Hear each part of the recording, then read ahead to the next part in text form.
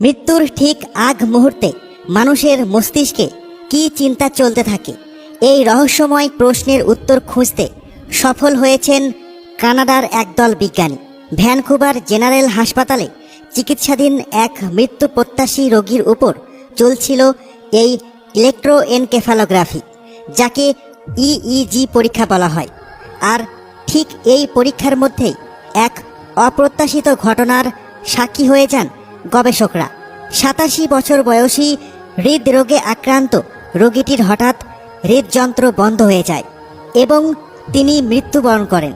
কিন্তু অবাক করার মতো বিষয় হলো, তার মস্তিষ্ক তখনও 30 সেকেন্ড পর্যন্ত সচল ছিল। অর্থাৎ দেহের মৃত্যু হলেও মস্তিষ্কের মৃত্যু হয় পরে।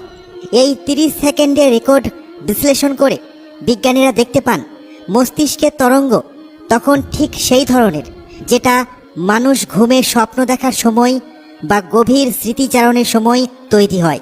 এমনকি বিজ্ঞানীরা ধারণা করেছেন মৃত্যুর মুহূর্তে মানুষ হয়তো তার পুরো জীবন চোখের সামনে এক ঝলকে দেখতে পায়। সুবহানাল্লাহ!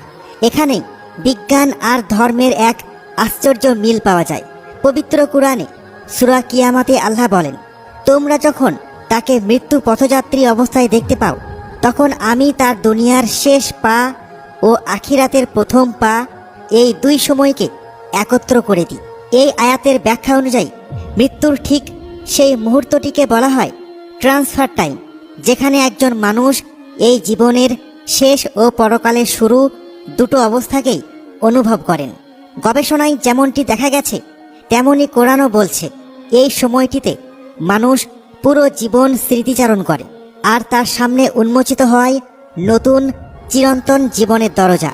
গবেষকরা বলছেন মস্তিষ্কের ঠিক শেষ সময়, সেই 30 সেকেন্ডে যখন শরীরে আর প্রাণ থাকে না, কিন্তু মস্তিষ্কে এখনও সিগন্যাল চালু থাকে, ঠিক তখনই শুরু হয় এক অভাবনীয় ঘটনা। এই সময়টুকুর রেকর্ডিং অনুযায়ী পুরো জীবনের যত কর্মকাণ্ড, স্মৃতি, চিন্তা সব একসাথে মস্তিষ্কে ভেসে ওঠে। তারপর ধীরে ধীরে মস্তিষ্কের ক্রিয়াও থেমে যায়। আল্লাহু আকবার! প্রিয় দর্শক, আমরা যদি কোরআনের দিকে তাকাই তাহলে বুঝতে পারি মৃত্যুর সময় এই স্মৃতিচারণ কেমন হয়। কারণ মৃত্যুর মুহূর্তে যেন মানুষ পুরো জীবন পর্যালোচনা করে, নিজের পরিণতির জন্য প্রস্তুত হতে পারে। যেমন সূরা জুমার 8 নম্বর আয়াতে আল্লাহ তাআলা বলেন, হে নবী, তুমি তাদের বলো যে মৃত্যু থেকে তারা পালাতে চাচ্ছে, সে মৃত্যুর মুখোমুখি তাদের হতেই হবে। তারপর তারা উপনীত হবে দৃশ্য ও অদৃশ্যের পরিজ্ঞাতা আল্লাহর নিকট। তখন তারা জীবদশায় যা করেছিল সব কিছু উপলব্ধি করতে পারবে। এছাড়াও সূরা জুমার 42 নম্বর আয়াতে আল্লাহ তাআলা বলেন, আল্লাহ মানুষকে মৃত্যুর সময় বা ঘুমের সময় আত্মা তুলে নেন। যার মৃত্যু নির্ধারিত তার আত্মা রেখে দেন, আর অন্যদের আত্মা নির্দিষ্ট সময় পর্যন্ত ফিরিয়ে দেন। যারা বিচার বুদ্ধি প্রয়োগ করে তাদের জন্য এতে নিদর্শন রয়েছে। সুবহানাল্লাহ! এই আয়াতগুলো আজকের বিজ্ঞানের সাথেও মিলে যাচ্ছে। আজকের বিজ্ঞানও বলছে মৃত্যুর ঠিক আগ মুহূর্তে পুরো জীবনের স্মৃতি মাথায় চলে আসে, আর আপনি নিজেই বুঝতে পারবেন আপনার পরিণতি কি হতে যাচ্ছে। কারণ এই জীবন কোনো খেলা বা তামাশা নয়।